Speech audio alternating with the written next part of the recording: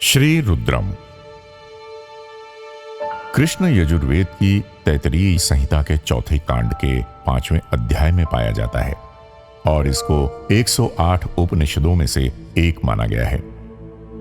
रुद्र एक संस्कृत शब्द है जिसका अर्थ है जो दुख को दूर करता है। रुद्र प्राचीन वेदों में ईश्वर को दिया गया नाम है जिसका अर्थ है गर्जन करने वाला।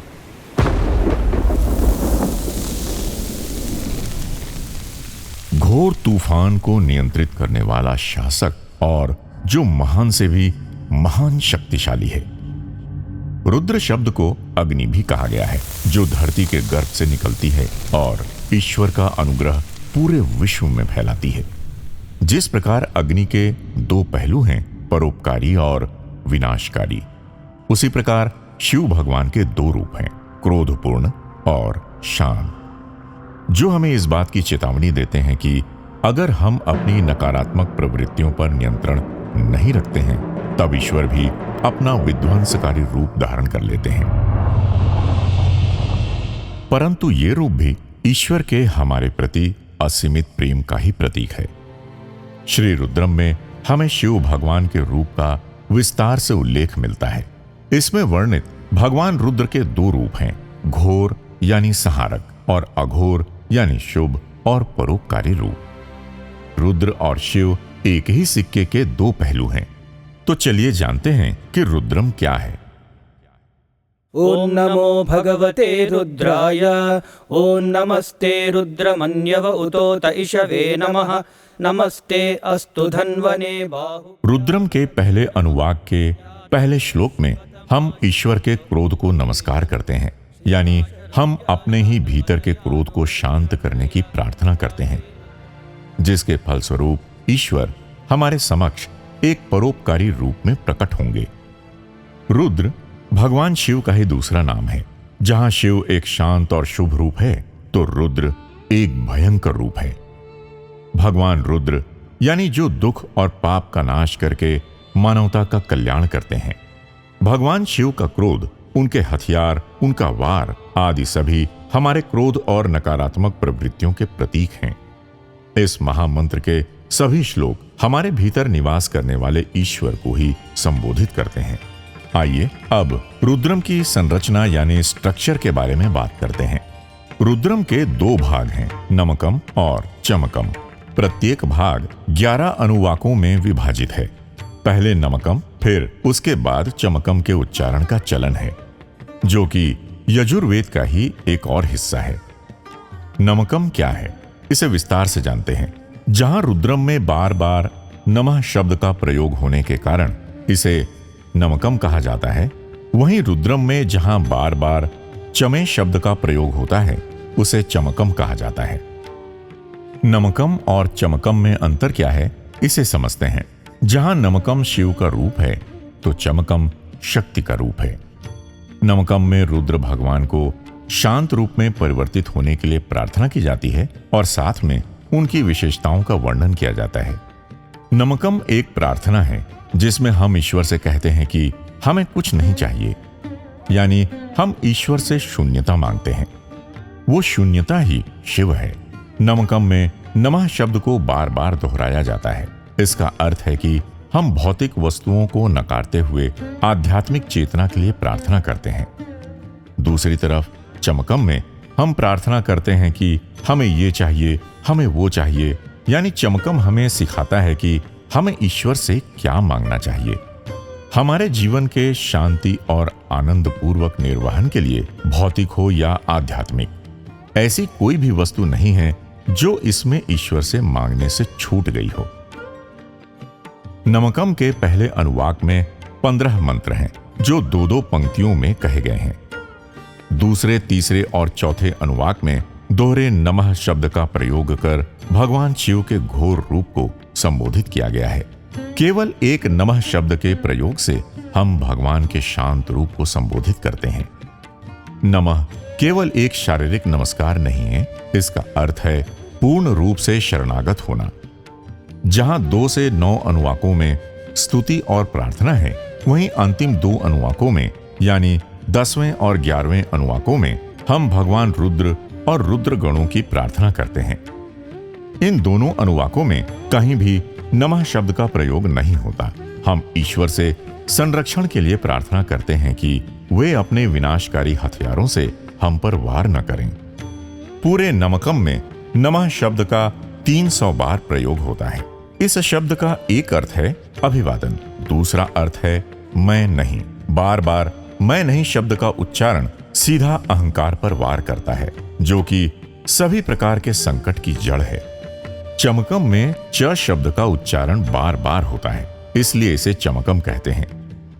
च मे प्रसूश्च मे सीरंच मे लयश्च मरुतंच। जैसे चमकम में मंत्रोच्चारक भगवान से 347 वस्तुएं मांगता है अपनी सांसारिक इच्छाओं की पूर्ति के लिए, जो फिर उसे धीरे धीरे ईश्वर प्राप्ति की ओर ले जाता है। सारे रुद्रम मंत्र के अर्थ का सार हम किन शब्दों में व्यक्त कर सकते हैं? रुद्रम में निहित महत्व का अर्थ है कि ईश्वर इस सृष्टि का सृजनहार ही नहीं, बल्कि वो इस सृष्टि के कण कण और क्षण क्षण में समाया है। हमें इस अद्भुत मंत्र में समाये रहस्य से पता चलता है कि ईश्वर का स्वरूप अच्छे बुरे, सुंदर कुरूप, सही गलत, नकारात्मक सकारात्मक, ऊंचा नीचा दोनों में उपस्थित है। ईश्वर सब जीवों में और सब वस्तुओं में निहित है। दुष्ट और शैतान में भी शिव ही हैं। बाहरी तौर पर दुष्ट और शैतान दिखाई पड़ने वाले मानव या जीवों में भी अंतर्निहित दिव्य तत्व शिव ही हैं। लेकिन हमने ये जाना कि संसार के सारे साहित्य में रुद्रम ही एक ऐसा मंत्र है जो हमें इस विचार से परिचित कराता है कि अच्छाई और बुराई दोनों में ईश्वर समान रूप से उपस्थित हैं। यदि आपको आभास हो कि आपकी शारीरिक शक्ति क्षीण हो रही है, तो आप रुद्र उच्चारण से अपने शरीर, मन और आत्मा को सशक्त बना सकते हैं। हमारे मन और शरीर पर रुद्रम उच्चारण का क्या प्रभाव पड़ता है, इसे समझने का प्रयास करते हैं। रुद्र मंत्र के उच्चारण से जीवन के तनाव और कठिनाइयों से मुक्ति पाई जा सकती है। ये मंत्र सभी प्रकार के रोग और कष्टों का निवारण करता है। ये सब प्रकार के भय का नाश कर मन की सभी उलझनें मिटाकर स्वास्थ्य का संवर्धन और खुशियों की वृद्धि करता है। इस महामंत्र के उच्चारण से उच्चारण करने वाले और सुनने वाले दोनों में ही सकारात्मक ऊर्जा की वृद्धि होती है। हमारे प्राचीन शास्त्रों में यहाँ तक कहा गया है कि जहाँ एक रुद्रम पाठी निवास करता है, नगर हो या शहर, वो स्थान सहस्त्र योजन के क्षेत्र तक रोग, सूखा, लूट और सभी प्रकार की महामारियों से मुक्त हो जाता है। रुद्र मंत्र सभी प्रकार के ग्रह दोष के हानिकारक परिणाम मिटाकर जीवन में स्थिरता और शांति लाता है। रुद्रम के उच्चारण से बहुत ज्यादा घनी और बहुत ज्यादा शक्तिशाली आध्यात्मिक तरंगें पैदा होती हैं, जो हमारी पूर्ण रूप से रक्षा करती हैं, जीवन की नकारात्मकता को दूर करती हैं, हमारी चेतना यानी कॉन्शियसनेस का स्तर बहुत ऊंचा करके हमारा शुद्धिकरण कर देती हैं। इसमें बार बार नमः शब्द का उच्चारण होता है और हर उच्चारण हमारे जटिल से जटिल कर्म और संस्कार समाप्त कर हमें अकर्म अर्थात कर्म शून्यता या जीरो कर्म की स्थिति तक पहुंचा देता है। कई प्रयोगों में पाया गया है कि रुद्रम के सामूहिक पाठ से सबसे ज्यादा ऊर्जा पैदा होती है जो आज तक इस सृष्टि में रिकॉर्ड की गई हो।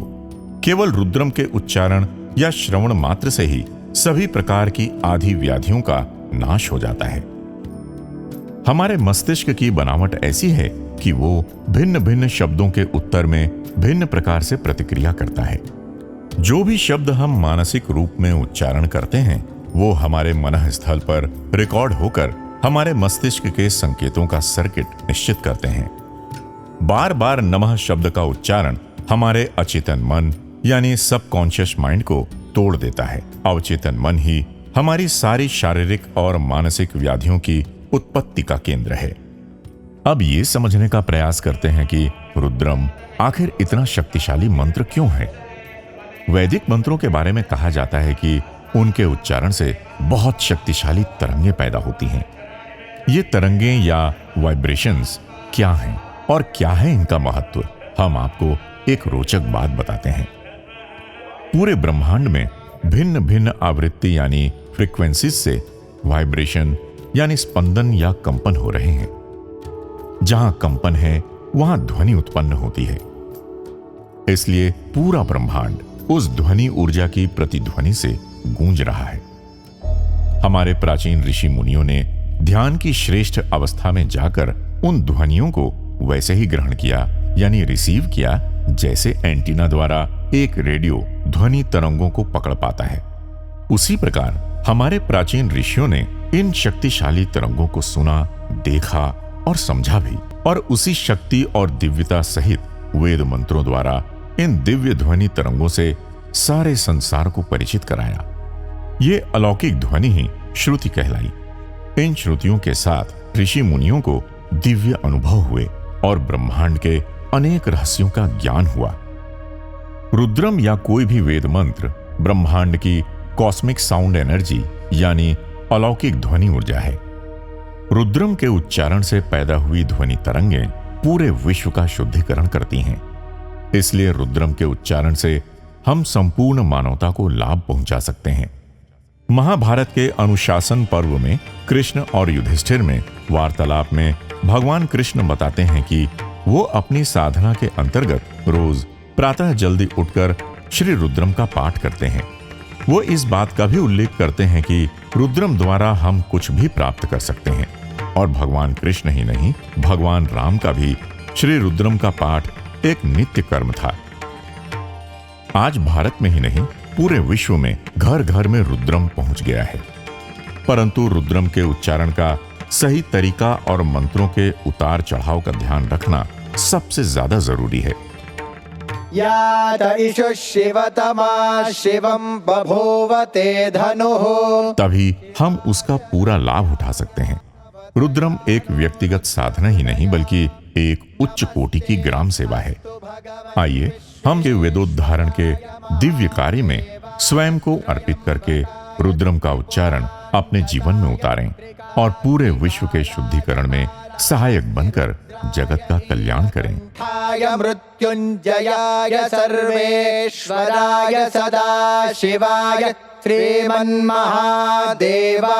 नमः।